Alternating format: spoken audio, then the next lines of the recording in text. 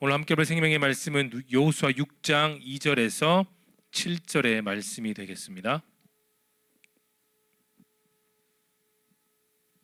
여호수아 6장 2절에서 7절의 말씀을 한 절씩 교독하시고 마지막은 함께 읽겠습니다. 여호와께서 여호수아에게 이르시되 보라, 내가 여리고와 그 왕과 용사들을 내 손에 넘겨 주었으니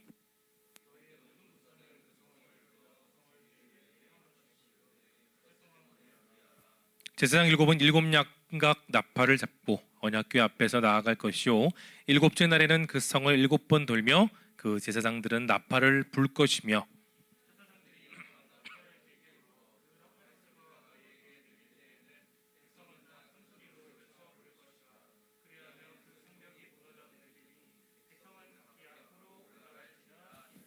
눈의 아들 여호수아가 제사장들을 불러 그들에게 이르되 너희는 언약궤를 메고 제사장 일곱은 양각 나팔 일곱을 잡고 여호와 궤 앞에서 나아가라 하고 함께 읽겠습니다. 시작. 또 백성에게 이르되 나아가서 그 성을 돌되 무장한 자들이 여호와의 궤 앞에서 나아갈지니라. 아멘. 자, 여호수아 6장 2절에서 7절의 말씀으로 회복의 키워드 순종이란 제목의 은혜의 말씀 함께 나누겠습니다. 여러분은 이미 여호수아에 대한 이야기도 알고 있고 또 제가 수련회 때도 했었으며 그다음에 그 여리고 성이 어떠한 존재이고 얼마나 난공불락인지는 다 알고 있습니다. 외벽 두께만, 그러니까 본성 말고 밖에 있는 성벽 두께만 3m예요. 그리고 내벽은 2m, 총 5m 벽돌로 되어 있어서 아주 견고합니다. 그 당시 때는 다이너마이트가 없으니까 웬만한 공성무기로도 쉽게 무너지지 않는 성이 어디다? 여리고 성이라는 거죠. 그리고 그 안에 있는 성들의 병사들은 정말 훈련이 잘 돼 있는 병사들이었어요. 그래서 어느 나라도 쉽게 여리고를 정복하는 것은 징기스칸도 할 수 없었던 그런 일이었습니다. 탐 크루즈가 100명이라도 임파서블이 될 수밖에 없는 성이 여리고 성이죠. 그런데 이 성을 하나님께서 여호수아에게 말씀하셨어요. 이 여리고 성을 정복하라는 미션을 주신 거예요. 여러분, 사람의 힘으로 절대로 넘어뜨리지 못하는 성을 세 글자로 말하면 철옹성이라고 말을 합니다. 대단한 성이라고 하신 거죠. 근데 지금 이 성 앞에서 하나님은 여호수아와 백성들에게 이 성을 정복하라는 미션을 주셨어요. 여러분, 그 전에 예전에 제가 했던 설교를 한번 좀 떠올려 봤으면 좋겠어요. 여리고 성을 정복하기 전에 여호수아와 출애굽 2세대 백성들이 건넜던 강 이름이 뭘까요? 어떤 강이었습니까? 그 강을 한번 꼭 떠올려 볼 수 있길 바래요. 요단강을 그들은 건넜습니다. 어떻게 건넜죠? 헤르몬산에 수북히 쌓였던 눈이 녹았단 말이에요. 그러면 여기서 수영 잘하는 친구들도 있고 물 좋아하는 청년들도 있겠지만 수심이 평소보다 약 1.7배 이상 깊어지고 유속이 빨라지면 수영을 잘할 수 있을까요? 없을까요? 여러분, 200만 명 가운데 예를 들어서 수영을 잘하는 사람들이 있다고 한들 그 사람들이 나머지 사람들을 끌고 수영으로 도하를 한다는 것은 미션 임파서블이에요. 모두가 다 부정적으로 생각했던 상황 속에서 여호수아에게는 그 미션이 뭐예요? 따라합시다. 그 미션은 여호수아에게 비전이었습니다. 여호수아에게만 비전이었다는 사실을 여러분 캐치를 하실 수 있길 바라요. 그 비전은 여러분 사람의 것이 아니에요. 처음부터 그를 불러주셨고 모세의 뒤를 이어서 그를 리더로 삼아주셨고 200만 명이 넘는 사람들을 이끌어가는 지도자로서 다시 그 중요한 미션 앞에 여호수아가 서 있었습니다. 여러분, 만약에 이 여리고 성을 처음 정복해야 되는 미션이 여호수아에게 있었다면 그는 정말 힘들었을 겁니다. 땅바닥에 머리를 부딪힐 만큼 정말 어려웠을 거예요. 하지만 이전에 이미 요단강이 마른 땅처럼 건넜던 것을 기억했고 그 앞에 한번 떠올려볼까요? 출애굽기 13장 본면 배경을 보면 여호수아는 이미 홍해 바닥을 건넜습니다. 경험했다는 거예요. 마른 땅처럼 걷게 하셨던 그 홍해 바다처럼 요단강도 똑같이 마른 땅을 건너게 하셨던 하나님께서 또다시 불가능한 미션을 주셨을 때 그는 쉽게 희망을 놓치지 않았다는 겁니다. 여러분, 그것을 기억하세요.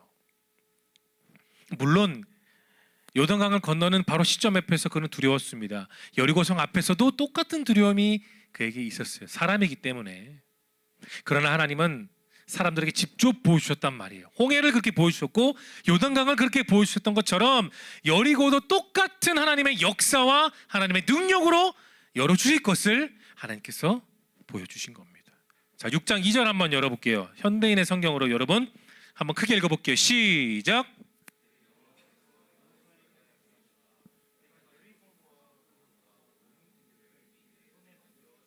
자, 주황색만 다시 읽어볼게요. 시작. 자, 이미 너의 손에 넘겨줬다. 무엇을 넘겨줬습니까? What? 무엇을 넘겨줬어요? 따라합시다. 여리고성. 답이 다 나와 있죠. 내가 여리고성, 그리고 여리고성의 왕, 그 모든 군인들, 그 땅을 내가 너에게 이미 주었다라고 말했습니다. 누가요? 하나님께서 여호수아에게 주셨다는 거예요. 하나님은 이미 그 여리고성으로 가셨습니다. 그리고 영적으로 그 땅을 이미 정복하셨고 무너뜨리셨어요. 내가 너에게 이미 그 성을 넘겨주었다. 여러분, 신앙이 없었던 여호수아는 하나님께 따졌을 거예요. 하나님, 이제 정복하라면서요. 근데 지금 말씀하신 것은 이미 주셨다는 말이 앞뒤가 맞지 않습니까? 논리정연하지 않잖아요. 어떻게 그렇게 말씀하실 수 있겠습니까? 라고 여호수아는 따졌을 겁니다. 그런데 오늘 본문의 여호수아는 그 말씀을 희망으로 받았다는 거예요. 여러분, 우리는 세상이라는 넓은 전쟁터에 살고 있습니다. 저마다 다 승리의 목표는 누구나 다 있어요. 비전의 목표, 방향성은 다 다릅니다. 이것은 세상 사람들도 똑같이 마찬가지예요. 그들도 여러분과 비슷한 나이에 여러분과 비슷한 환경 속에서 각자의 목표를 향해 나아갑니다. 내가 만날 대상들, 내가 만날 일들, 숙제들이 만만할 수도 있겠지만 여러분이 지금까지 20평생 또는 30 이상을 살면서 만났던 인생의 문제를 한번 생각해 보십시오. 한번 떠올려 보세요. 만만했습니까? 쉬웠어요? 어렵지 않았습니까? 아, 왜 또 이런 문제가 또 마주쳐야 돼? 왜 또 이런 상황을 또 겪어야 돼? 그거 아니었습니까? 우리들이 싸울 것은 여러분, 내 의지가 아니고 내 경험이 아니고 내 재산이 있는 것이 아니에요. 여러분, 그럼 우리는 무엇을 통해서 세상 사람과 선의 경쟁에서, 그리고 세상에 나한테 다가오는 마귀의 모든 유혹과 어려움 속에 내가 이길 수 있는 궁극의 힘이 무엇이겠습니까? 첫 번째는 따라합시다. 나를 내려놓기. 나를 내려놓는 거예요. 내 자신을 내려놓고 하나님의 뜻을 붙들어야 우리는 승리합니다. 여러분, 믿으십니까? 여러분, 정말 믿음으로 고백할 수 있겠습니까? 그래서 여호수아는 다 내려놨어요. 지도자로서, 리더로서, 장군으로서, 명장으로서 모든 것을 다 내려놨어요. 주님 앞에 가엾은 종으로 서 있던 거예요. 무익한, 무기력한, 전적으로 무능력하고 쓸모없는 그런 존재로 하나님 앞에 나왔던 겁니다. 누가요? 여호수아가. 왜 그렇습니까? 나를 다 내려놓고 내 모든 능력을 다 내려놓은 채 전지전능하신 그 하나님의 능력을 내가 힘입기 위해서예요. 무슨 말씀 이루기 위해서? 내가 이미 여리고성을 너에게 넘겨줬다. 그 말씀 그대로 이루기 위해서 여호수아는 자기를 내려놨습니다. 여러분, 저는 분명히 내려놓음이라는 말을 했어요. 일전에 제가 설교 때도 한번 얘기한 적이 있는데, 내려놓음과 비슷함은 포기입니다. 언뜻 보면 참 닮아 보이는데 그 속을 들여다보면 내용은 전혀 달라요. 잘 들어보십시오. 포기는 내가 더할 수 있는 시간과 능력과 여건이 있음에도 지금 당장 너무 힘들다는 이유로 때려치는 게 포기라면, 내려놓음은 무엇일까요? 내가 할 수 있음에도 불구하고 하나님이 말씀하실 때 그 말씀을 붙들어 순종하는 사람, 그게 내려놓음의 신앙입니다. 포기는 내 감정대로, 내 환경대로, 내 느낌대로 다 놔버리는 거라면, 내려놓으면 내가 사랑하는 그 하나님 때문에 내 스스로의 힘을 푸는 겁니다. 포기는 하나님을 향한 전적인 불신이에요. 포기는. 그런데 내려놓음은 내 자신을 부인하고 내 빈 공간에 하나님을 채우는 힘이 내려놓음입니다.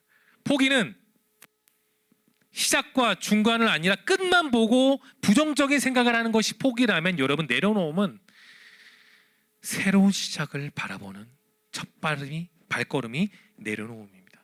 포기는 하나님을 무시하고 그냥 내 마음대로 내 뜻대로 살아가는 거지만, 내려놓음은 오늘 본문에 나와 있는 여호수아처럼 전적으로 하나님을 의지하는 거예요. 포기하면 계속해서 하나님과의 관계는 멀어지고 하나님과 나 사이의 벽은 두꺼워져서 넘어갈 수 없겠지만, 여러분 내려놓으면 하나님과의 관계는 더욱더 깊어집니다. 마지막 하나 더 얘기할게요. 포기하면 지금까지 쌓았던 내 모든 커리어를 다 잃어버리게 되겠지만, 여러분 내려놓으면 내가 지금까지 쌓았던 커리어를 넘어서서 충만한 하나님의 은혜를 경험할 수 있는 게 여러분 지금 여호수아가 택했던 내려놓음이라는 사실을 여러분 믿을 수 있기를 바랍니다. 사랑하는 청년 여러분, 여러분은 하나님을 포기할 수 있고요, 여러분은 하나님을 등진 적도 있었을 겁니다. 저도 청년 시절에 그랬습니다. 근데 하나님은 단 한순간도 여러분이 태어나기 전부터 태어나고 10대, 20대와 또 30대를 살아가는 지금의 삶 속에서도 하나님은 여러분을 단 한 번도 포기하지 않으셨어요. 단 한순간도 절대로 여러분을 포기하지 않으셨어요. 무엇을 통해서 우리가 그것을 증명할 수 있을까요? 하나님은 자신의 아들인 예수님을 내려놓으셨습니다. 우리 자신을 의지하고 나의 경험과 능력을 계속해서 의지해서 여러분의 인생을 쌓으려고 하면 물론 어떨 때는 이길 수 있어요. 그런데 이길 때보다 넘어지고 도망칠 때가 더 많다라는 거예요. 내 자신만 의지하며 우리의 인생길을, 그 걸어가는 힘을, 의지를, 소망을 하나님이 주신다는 사실을 여러분 믿을 수 있기를 바랍니다. 그렇게 한다면, 그런 믿음으로 살아간다면, 그분 한 분만 의지한다고 여러분이 믿음으로 고백하며 선언한다면 정말로 하나님이 여러분의 인생을 책임져 주십니다. 여호수아가 그랬잖아요. 지금 오늘 본문에 나와 있는 인간 여호수아, 연약한 여호수아, 아무것도 할 수 없는 여호수아, 바지 사장 여호수아죠. 하나님 한 분밖에 의지할 게 없었어요. 힘도 없었습니다. 자기를 지지해 준 사람도 없었어요. 모세에 비하면 여호수아가 이룬 것은 아무것도 없었습니다. 상황을 볼 때 전혀 이길 만한, 승부를 걸 만한 대안이 전혀 없었던 여호수아가 한 가지를 의지했던 것은 하나님의 말씀이었어요. 여러분, 내 스스로의 노력만으로 비전을 온전히 이룬 사람은 크리스찬 가운데 아무도 없습니다. 여러분과 저는 나를 사랑하시는 그 하나님과 동행하고 그 하나님의 보호하심을 이 여호수아를 통해서 기억할 수 있기를 바랍니다. 자, 3절부터 5절의 말씀, 하나님의 방법이 어떤 방법인지를 한번 자세히 살펴볼게요. 자, 3절부터 5절의 말씀을 읽어봅니다. 시작.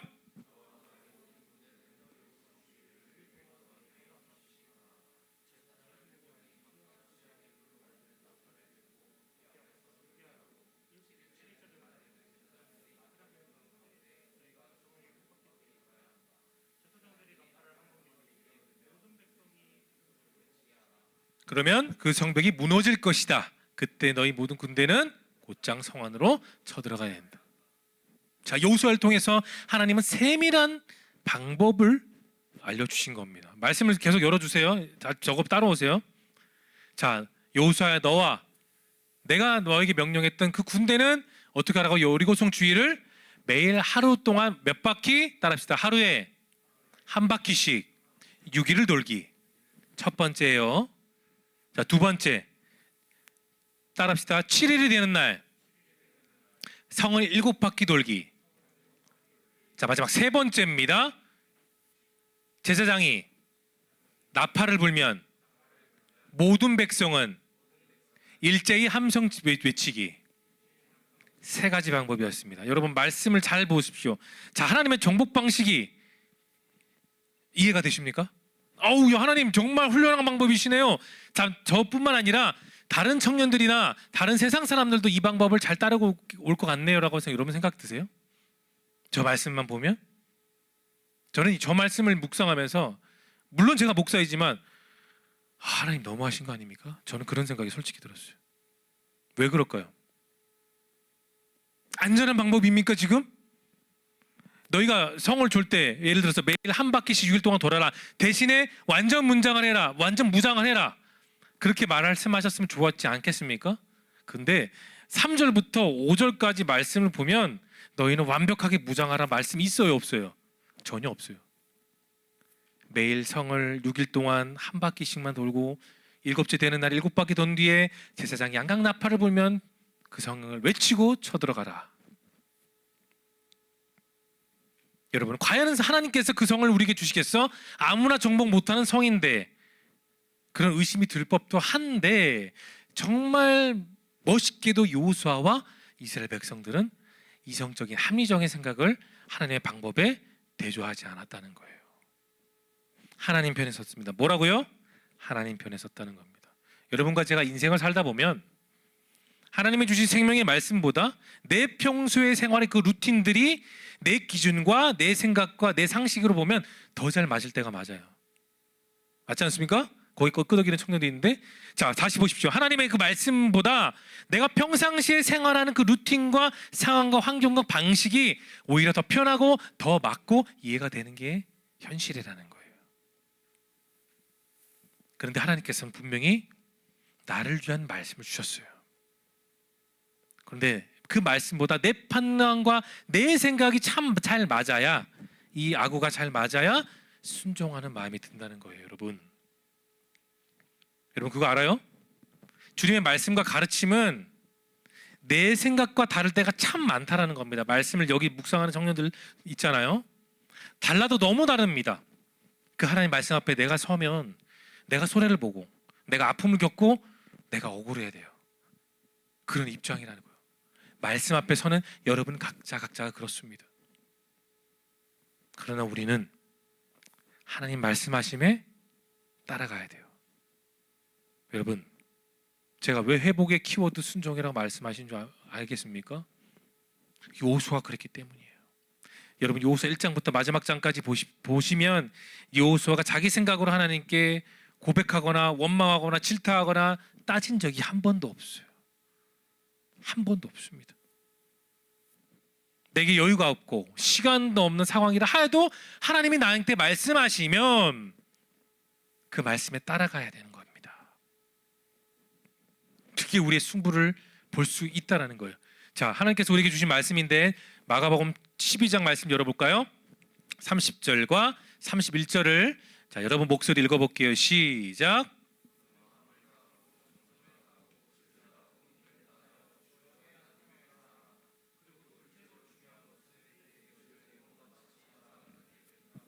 이 두 계명보다 더 큰 계명은 있다 없다?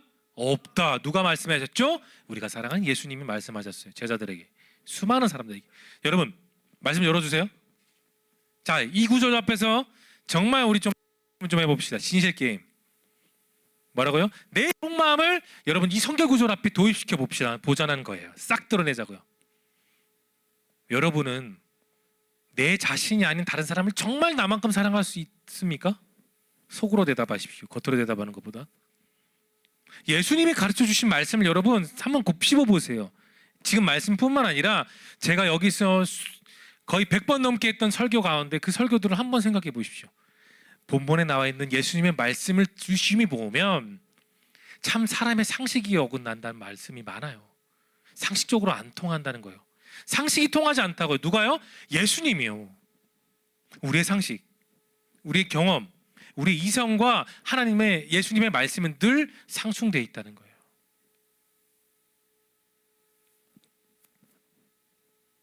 제가 예전에 했던 말씀 한 번 더 바로 말씀드리고 싶어요. 나를 때리고 나를 왕따시키고 마음에 깊이 상처 주는 가해자를 내가 그 인간을 어떻게 사랑하겠습니까? 사람으로 봤을 때, 사람과 사람으로 봤을 때 어떻게 사랑해요? 내가 조금 힘들게 하고 돈을 훔치고 위협하는 그런 사람을 우리가 어떻게 사랑할 수 있겠습니까? 여러분이 기억하실 건데 저도 그렇게 왕따 당했을 때 고3 때 저는 제 고등학교 4층 옥상에 올라간 적이 있었습니다. 죽으려고. 못 살게 해서. 짜증나고 답답해서 저는 그렇게 올라갔었습니다. 학교 옥상에서 떨어지면 정말 마음이 후련하겠지, 저는 그런 생각으로 그 TV에서 많이 보았던 그 사건 현장에 있었던 그리고 죽었던 그 많은 고등학생들처럼 저도 그렇게 올라간 적이 있었어요. 그런데 옥상에서 밑을 내려봤습니다.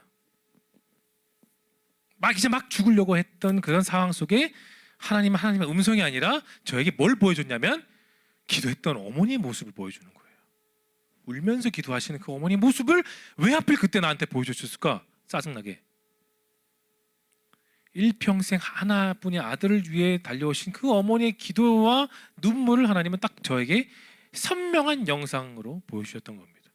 그때 제 머리 스쳐가 지나갔던 것은 딱 한 가지였어요. 아, 나 이러면 안 되겠다. 나 이렇게 억울하게 죽을 수 없다. 한 번 해보자. 고3 남은 6개월 시절 2번 다시 안 온다. 그 생각을 하나님이 주셨어요. 정말 남은 기간 빡시게 6개월 동안 앉아 책을 놨던 저였는데 6개월 동안 미칠 듯이 잡아봤습니다. 졸업했어요. 졸업장을 받았을 때 그 순간에 저는 무슨 생각이 들었냐? 죽지 않고 살게 하셨던 그 하나님이 나에게 보여주셨던 생생한 영상이 감사했습니다. 그 기도가 죽음에서 생명의 길로 가는 정말 희망을 품을 수 있는 상황이었던 거죠. 여러분, 하나님의 말씀과 인도하심은 진짜 아프고 억울한 그 당시는 안 들립니다. 답답하고 힘들고 짜증나는데 어떻게 성경 말씀이 머리 들어와요?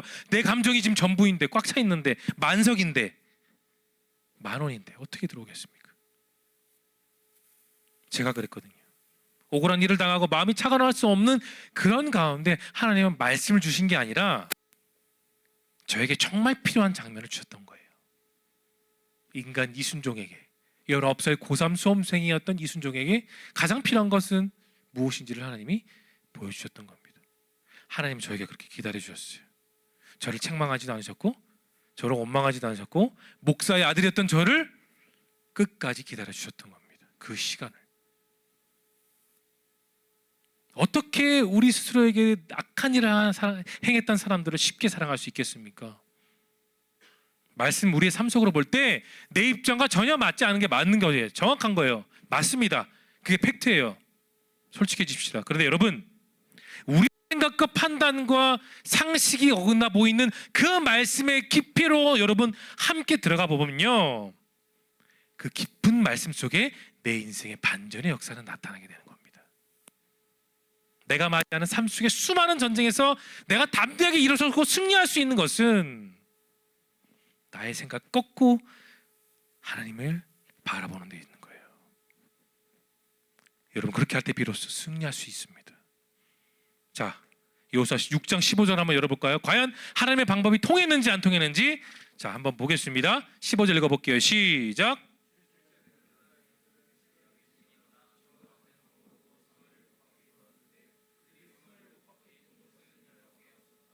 이스라엘 백성들이 드디어 일주일째 되는 날 드디어 그 성을 7번 돌았습니다. 자, 그들의 마음이 어땠을까? 여러분 한번 곰곰이 생각해 보십시오. 자, 잘 생각해 보세요. 첫째 날 월요일부터 토요일까지 하루에 한 번씩 돌아왔는데 성에 변화가 있었습니까? 여리고성에 금이 좀 갔어요? 전혀 변화는 없었습니다. 조금도 균열도 없었고 조금도 틈이 나타나지 않았어요. 그런데 여호수아는 여리고성을 도는 백성들에게 7번 도는 것도 참 웃긴데 이런 명령을 또 하나 더 내렸어요. 자, 10절 본문 한번 열어볼까요? 10절 읽어봅니다. 시작.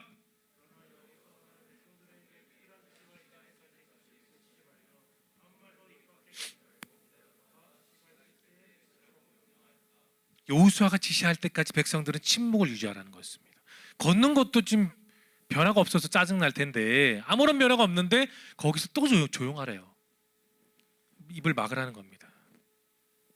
이처럼 하나님 말씀을 우리의 입장에서 그냥 사람의 입장에서 보면 이해가 안 되죠. 내가 판단하고 생각하는 것이 오히려 내 상황에 더 적합하게 보일 수 있어요. 근데 여러분, 하나님의 말씀이 있기까지 우리는 잠잠해질 필요가 있습니다.